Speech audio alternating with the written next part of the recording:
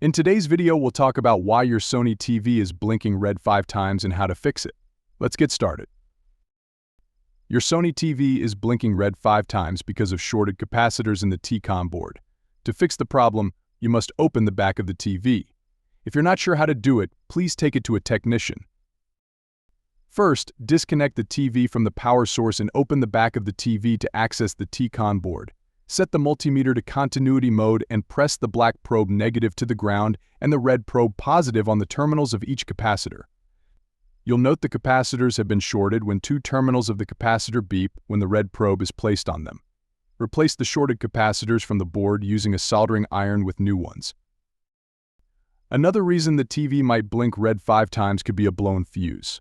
The fuse can blow either in the T-Con board or from the main board. Use a multimeter to inspect the blown fuse by setting it in diode mode. Ensure that the meter reads 0 before placing the probes on the fuse.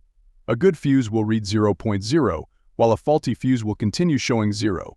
Replace the faulty fuse with a new one that has similar ratings. Assemble the TV and close the back cover.